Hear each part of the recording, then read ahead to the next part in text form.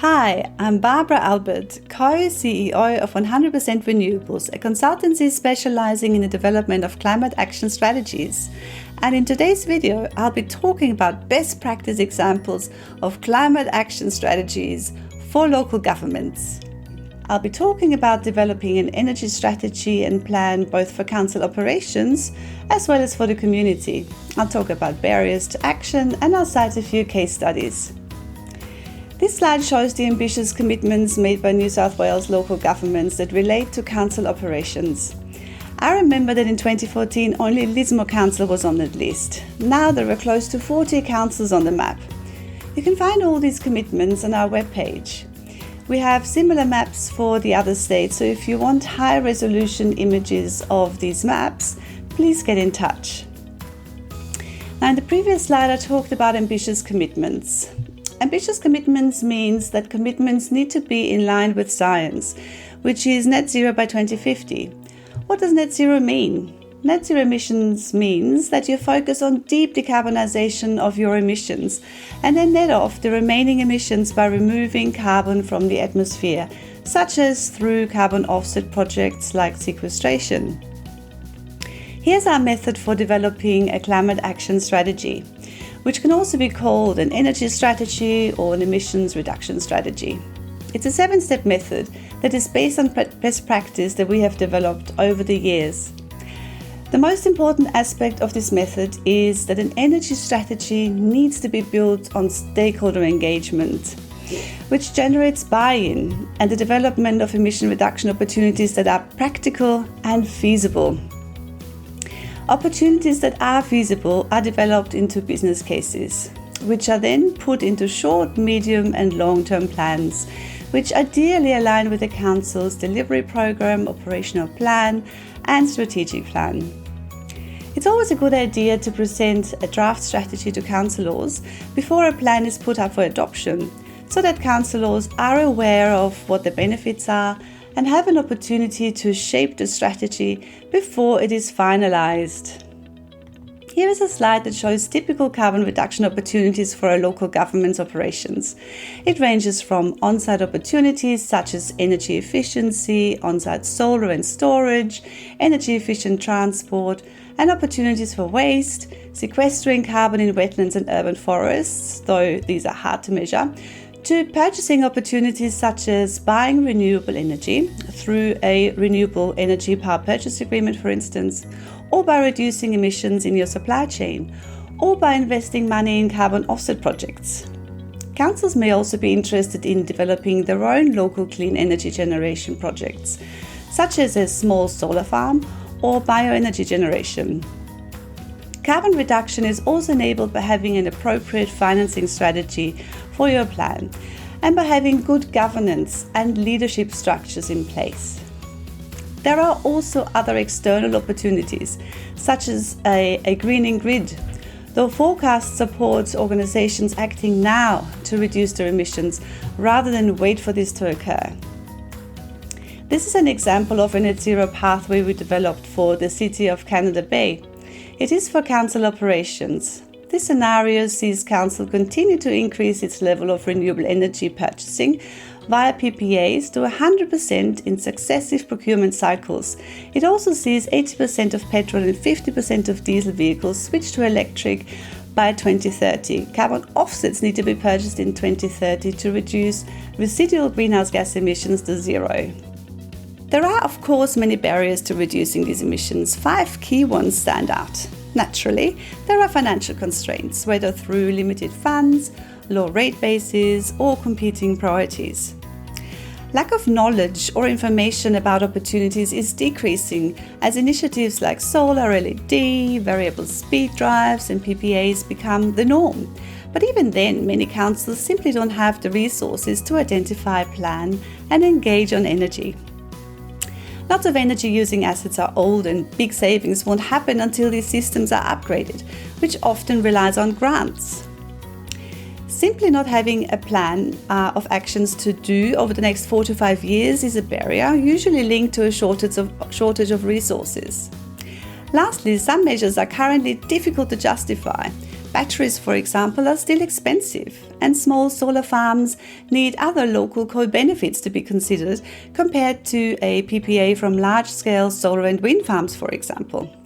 Briefly, let me highlight 5 case studies from projects we have been fortunate to have been involved with in recent years through the development of climate action strategies.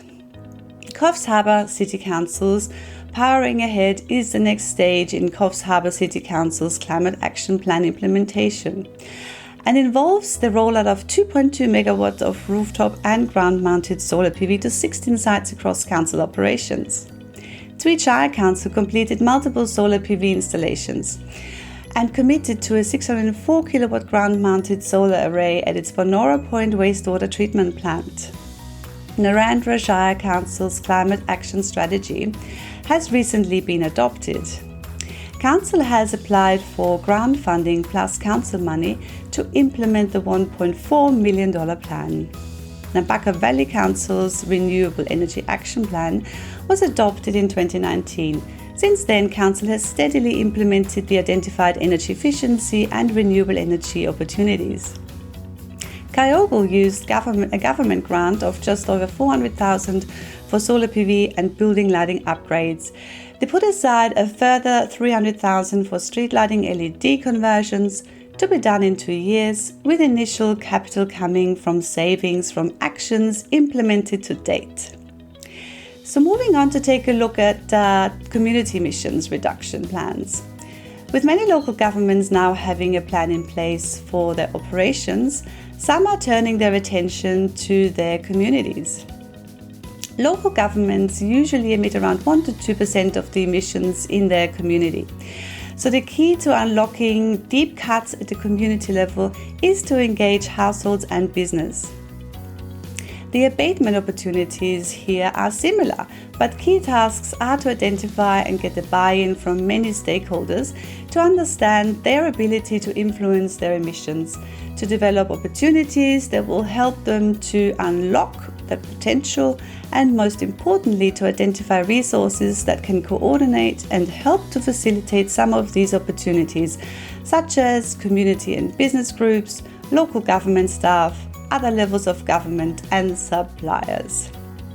In our experience, we have identified 10 key levers that can help to drive action at a community level, centered around government, business and community members, each doing their part.